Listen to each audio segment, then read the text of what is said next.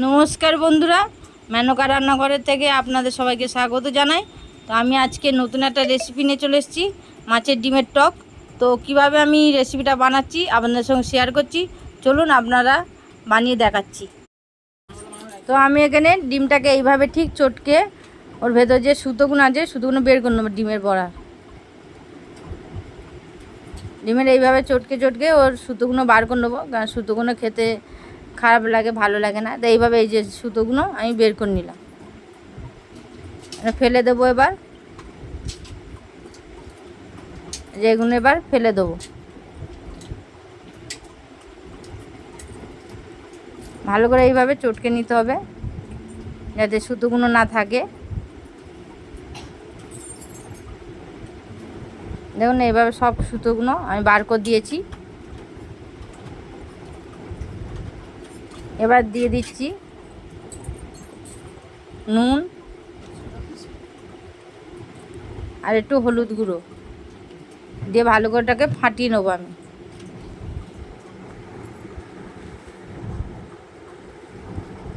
এভাবে ফাটিয়ে নিচ্ছি।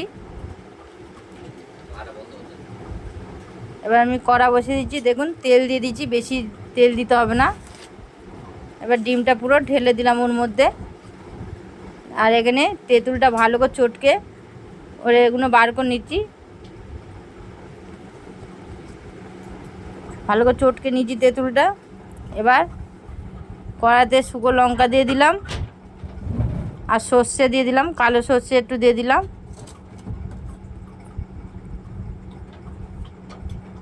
লঙ্কাটা একটু লাল লাল হয়ে গেলে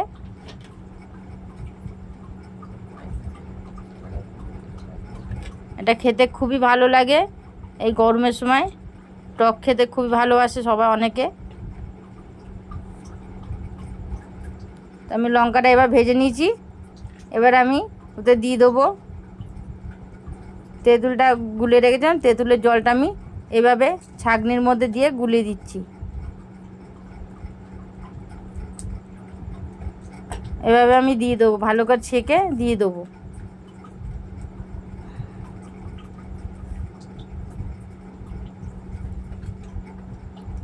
দেখুন আমি সব দিয়ে দিচ্ছি। এবার সামান্য নুন দিয়ে দিলাম আর একটু হলুদ গুঁড়ো দিয়ে দিলাম। দিয়ে এবার এটাকে ফুটতে দেবো।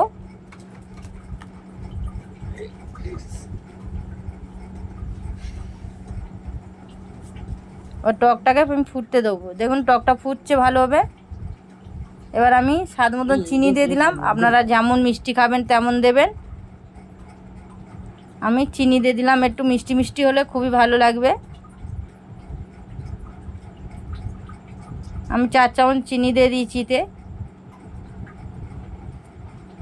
দিয়ে ভালো করে নাড়াচাড়া করে দিলাম। দিয়ে আর একটু ফুটলে আমি ডিমগুলো, ভেজে রাখা ডিমগুলো আমি দিয়ে দেবো এতে।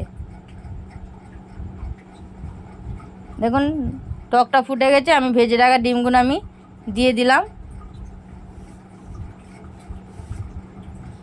দিয়ে কিছুক্ষণ ফুটিয়ে নেবো টকটা, তাহলে ডিমের ভেতর রসটা ঢুকে যাবে।